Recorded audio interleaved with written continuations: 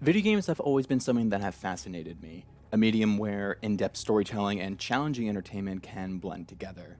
Some people play games to relax or to enjoy story, while others, like myself, play games for a challenge, to test our skills and push them to their limits, encouraging us to aim for nothing but perfection.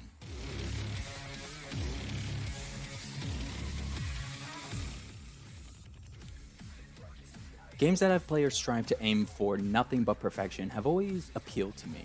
They satisfy a certain part of my brain that other types of games, like story driven ones, cannot really do. Don't get me wrong, I do enjoy a good story. Stuff like What Remains of Edith Finch and Nier Automata are games that I dearly love. But nothing gets to me more than being able to aim for the perfect run. The run that just says, this is the best I can do. To illustrate how video games can make you aim for perfection, I will be using two games to explain what I'm talking about. And the first game I will be talking about is Devil May Cry. Oh, I mean, sorry, couldn't help it. For those who don't know this series, Devil May Cry first started on the PlayStation 2 back in 2001 and was directed by Hideki Kamiya, a game director whose games are known for their intricate and challenging combat, such as Devil May Cry or the Bayonetta series. The original Devil May Cry game received prominent coverage in the video game media for its high difficulty among other action games of the time. The first game managed to sell over 3 million copies, and with that success, we were able to get Devil May Cry 2, 3, 4, and finally 5 after a 12-year break from the original release of Devil May Cry 4. Every sequel that came out always brought new things to the series. New characters, new weapons, new combos, new modes, and with Devil May Cry 5, in my personal opinion, this is as good as it gets. This is as good the combat is going to get in this series, and it is absolutely glorious to control it all. Devil May Cry 5 is an action game about killing demons. I would go into more depth of the story, but the story isn't the series' main focus. It's about the combat and how trying to achieve the game's highest rankings. Devil May Cry 5 ranks you based on how well you do in each mission on a number of factors. How much damage did you take? Did you revive yourself from death, etc.? But the most important factor to doing well is how stylish you are in combat. What I mean by being stylish is pulling off complex combos with all the weapons and tools that each of the three playable characters, V, Dante, and Nero, have at their disposal. There are 7 rankings while in combat: dismal, crazy, badass, apocalyptic, stylish, 6 skills, and finally, smoke is sexy style! The ranking on the right of the screen will fill up or go down based on how stylish you are doing in combat. Once it fills to the top, your rank will increase to the next step. The higher your current rank is, the more it will take to get to the next ranking. These simple rules of how you get to your next ranking in combat and the animation of the letters filling up as you fight encourages you to try and get to the next ranking, asking you to push yourself to do better. Plus, the higher your rank is while in combat, the music that's playing in the background will change and become more intense and energetic, which is a great way to, again, encourage you to try to do your best. And you'll want to go for the high ranks because the soundtrack in Devil May Cry 5 is an absolute joy to listen to, especially if you like punk, emo, or metal music.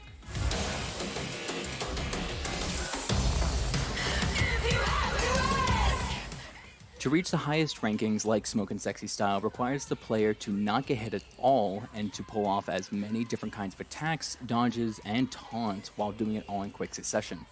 Doing the same move over and over again may help you scrape through a fight you're having trouble with, but the game won't give you a good ranking because you aren't risking yourself by trying to pull off complex combos. Taking damage is another way Devil May Cry pushes you to be more stylish. A single hit will knock your ranking down a letter or two, and because taking damage will lower your ranking, it will also cause the music to be less intense. This causes it to actually sting when you get knocked out of a combo, and because Devil May Cry wants you to be as stylish as possible, it makes you want to get back up and bring your ranking back to where it was, which is a lot easier said than done with the game's multitude of different enemy types, boss battles, and the plethora of increasing difficulty options. Because the only way to unlock the higher difficulty options is to complete all of the game's 20 missions on the previous difficulty, you have to push yourself to try and aim for perfection. And good luck with that, because you will die a lot. A lot.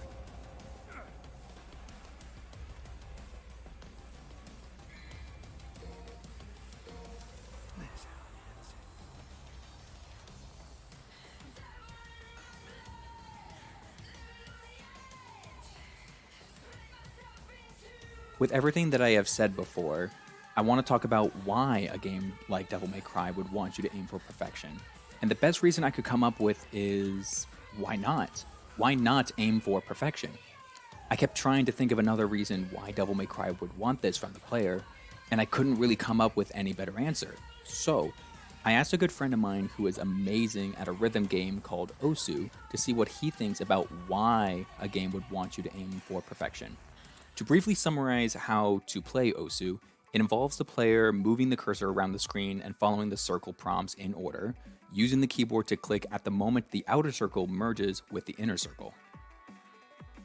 Okay, so if you remember, my topic was about how video games drive the player to basically go for the perfect run. Yes? Yeah. Okay, so the main thing that I kind of want to ask you from your perspective is, why do you think video games would want a player to aim for perfectionism?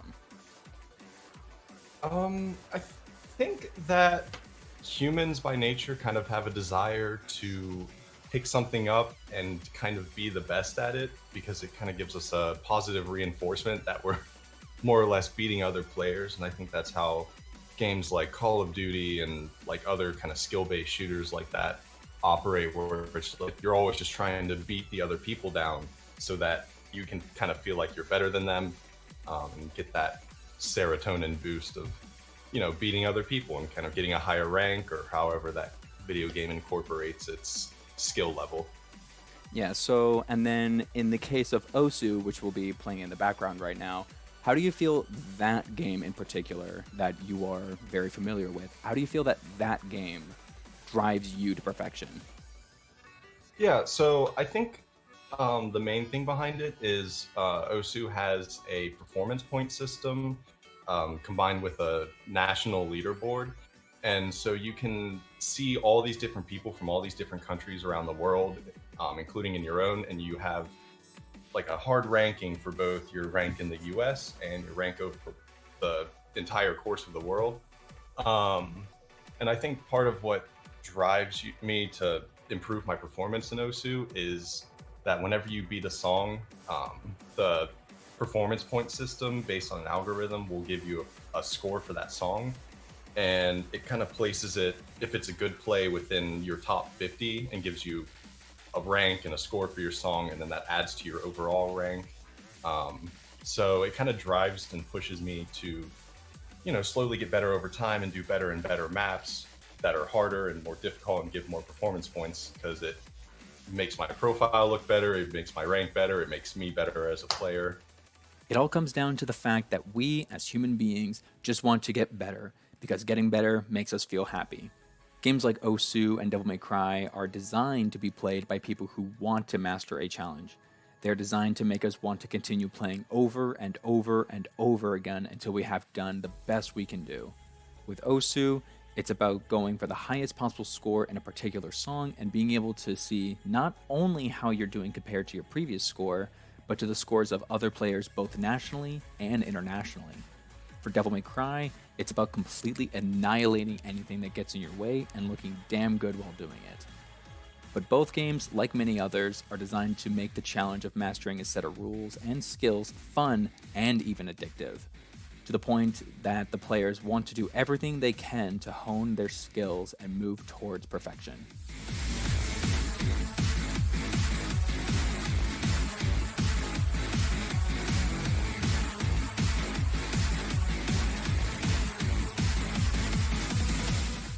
Playing games is fun, but striving for perfection is so much more satisfying than just having fun. It taps into a deep human desire for mastery and a sense of progress. It reinforces the psychological and emotional need for a feeling of control, for a belief in our willpower. You might never achieve perfection, but overcoming obstacles and moving towards perfection will make you happier in gaming and in life in general.